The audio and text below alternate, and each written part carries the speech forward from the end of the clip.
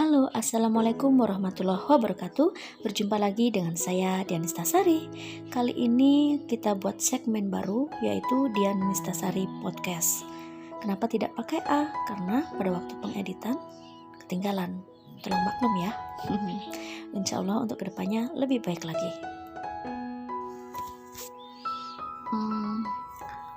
Hari ini kita akan sedikit berbicara tentang sisi lain dari virus corona.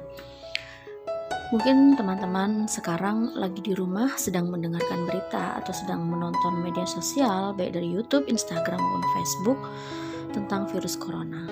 Dan banyak sekali berita-berita yang beredar, baik itu berita yang benar maupun yang hoax tentang virus corona. Tentu saja hal ini mungkin malah akan menambah kepanikan atau kecemasan dari teman-teman semua. Jadi yang pertama kali teman-teman lakukan itu jangan panik. Jangan panik dan jangan panik. Selalu percaya bahwa pemerintah siap dan selalu siaga serta mampu untuk menangani corona ini. Yakinlah bahwa pemerintah tidak akan tinggal diam. Kami dari kesehatan, kepolisian, kecamatan, kampung, perhubungan, transportasi, semuanya sedang bekerja sama berjuang untuk mencegah corona lebih meluas lagi. So, yang perlu teman-teman lakukan ketika kami tetap bekerja dan teman-teman diliburkan, tolong jangan jadikan ini sebagai waktu untuk teman-teman bepergian, sebagai waktu teman-teman untuk bebas kemana saja, tetapi tolong bantu kami untuk memutus rantai penularan. Dengan cara apa? Dengan tetap tinggal di rumah. Dengan teman-teman tetap tinggal di rumah, teman-teman membantu diri teman sendiri, keluarga, masyarakat sekitar teman-teman untuk tetap sehat. Itulah tujuan kenapa teman-teman diliburkan dan tetap tinggal di rumah. Jadi selama masa libur ini, kita harus tetap menjaga social distancing atau jarak bersosial. Yang pertama harus dilakukan apa? Pertama, jauhi kerumunan. Karena kita tidak tahu ketika kita lagi berkumpul dengan banyak orang, apakah orang itu sakit, apakah orang itu sehat. Kita tidak tahu dan kita tidak bisa menjamin hal itu. Jadi, untuk sementara waktu, jika tidak terlalu penting, lebih baik kita tetap di rumah dan menjauhi kerumunan. Kemudian yang kedua yaitu kerja, belajar, dan beribadah di rumah. Mungkin selama ini kita tidak mempunyai banyak waktu untuk bersama dengan keluarga kita. Nah, ini adalah saat yang tepat untuk lebih mendekatkan diri dengan keluarga, kemudian melakukan kegiatan bersama yang bermanfaat. Misalnya olahraga bersama, membersihkan rumah bersama, menyiangi rumput, menanam pohon, memasak bersama, dan beribadah bersama.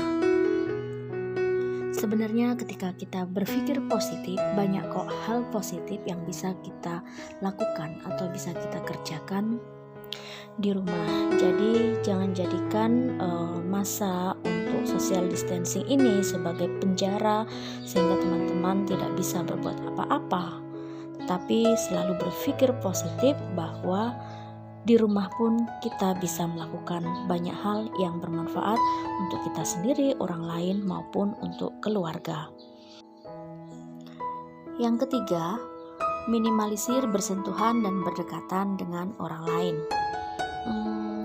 Gitu loh. Untuk apa gitu? Jika itu tidak benar-benar urgent, seperti ketika ada orang hanyut kita menolong, kayaknya tidak perlu ya untuk selalu bersentuhan dan berdekatan dengan orang lain. Jadi kita lewati saja dan lanjut ke yang keempat, yaitu usahakan berjemur matahari setiap pagi. Matahari pagi banyak mengandung vitamin D yang bagus untuk kesehatan kita. Selain itu dipercaya bahwa sinar matahari bisa membunuh beberapa macam virus. Sehingga kegiatan ini sangat recommended sekali karena tidak memerlukan usaha yang besar, tetapi manfaatnya luar biasa. Yang kelima, pastikan ketika Anda selalu di rumah, sirkulasi udara itu berjalan dengan baik sehingga ruangan tidak lembab, karena ruangan lembab itu merupakan sumber atau sarang dari penyakit. So, setiap hari tolong dibuka jendelanya supaya sinar matahari masuk ke dalam kamar. Yang keenam, tunda kegiatan massal seperti arisan, reuni, dan sebagainya. Ya, ini pun untuk kegiatan-kegiatan yang tidak terlalu urgen dan harus dilaksanakan secepatnya, lebih baik teman-teman tunda dahulu. Dan jangan lupa selalu terapkan perilaku hidup sehat dan bersih di rumah, seperti kalau misalnya nih di rumah teman-teman belum ada sarana cuci tangan pakai sabun dan air mengalir, mulai sekarang usahakan meskipun sederhana, buatlah tempat atau sarana untuk cuci tangan pakai sabun. Misalnya dengan keran, kemudian di sebelahnya dikasih sabun, dengan kendi, dengan ember, dengan galon, atau dengan apapun sesuai dengan kreativitas teman-teman. Memang cuci tangan pakai sabun ini dianggap sesuatu hal yang sepele ya, tetapi sangat bermanfaat sekali. Karena apa? Karena kita kebanyakan berinteraksi dengan orang-orang di luar kita atau dengan benda-benda di sekitar kita itu dengan tangan. Jadi tangan ini harus selalu bersih dan selalu dicuci supaya tidak menularkan berbagai macam virus, bakteri, dan kuman penyakit yang lain yang dapat menginfeksi tubuh kita. Karena tentu saja kita tidak selamanya imunitas tubuh kita ini kuat. Kadang-kadang kita ketika kelelahan juga gampang meriang, dan tentu saja sakit itu tidak enak, bukan? Karena itu ya lebih baik kita mencegah daripada mengobati. Selain cuci tangan, kita juga selalu usahakan makan buah dan sayur setiap hari. Buah dan sayur itu mengandung vitamin dan mineral yang bagus untuk daya tahan tubuh. Sehingga jika daya tahan tubuh kita bagus, insya Allah virus atau bakteri apapun yang menyerang kita akan kuat dan tidak akan sakit. Kemudian minum minimal 8 gelas sehari, itu juga sangat penting. Serta rajin olahraga. Jangan jadikan liburan atau stay di rumah itu sebagai ajang untuk bermalas-malasan. Tetapi usahakan kita selalu mempunyai aktivitas fisik setiap hari, minimal 30 menit setiap hari. Saya rasa cukup sekian yang mungkin bisa kita bahas tentang virus corona, khususnya sisi lain dari virus corona tentang social distancing ini. Kita harus memandang segala sesuatu itu dari sisi positifnya. Ternyata social distancing itu banyak kok manfaatnya. Tidak hanya untuk mencegah virus corona, tetapi juga virus-virus yang lain. Yang harus teman-teman sadari juga bahwa tanggung jawab untuk menjaga kesehatan diri sendiri itu ada kaitannya dengan tanggung jawab sosial. Jika kita menjaga kesehatan, otomatis kita juga menjaga kesehatan orang-orang di sekitar kita. Kenapa? Seperti ini ilustrasinya. Misalnya nih, ketika kita lagi flu, kemudian kita sering batuk, sering bersin, dan kita tidak menerapkan etika batuk atau etika bersin yang benar. Kita menggunakan tangan, habis itu tidak cuci tangan.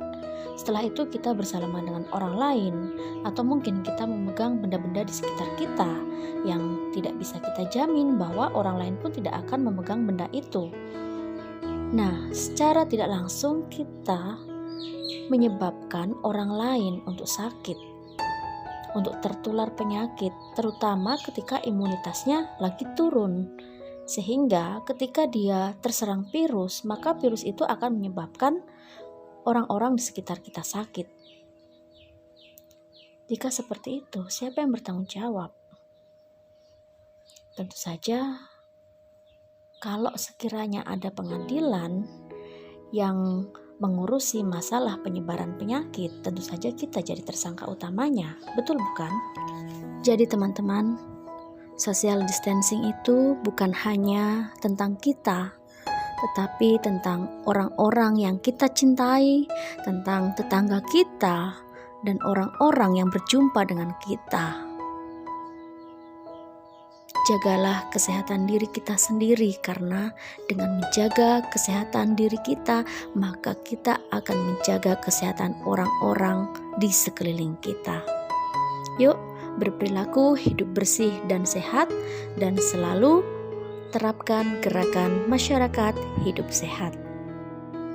Dan jangan lupa berdoa. Semoga saja pandemi virus corona ini menjadi titik awal bagi kita untuk lebih sadar lagi dalam berperilaku hidup bersih dan sehat. Ingat, tanggung jawab untuk menjaga kesehatanmu itu adalah hak bagi orang lain untuk dijaga kesehatannya oleh dirimu. Bagi teman-teman yang suka, boleh di-subscribe, like, dan komen ya. Untuk pembahasan selanjutnya, bisa teman-teman tulis di komen apa yang akan kita bahas kemudian.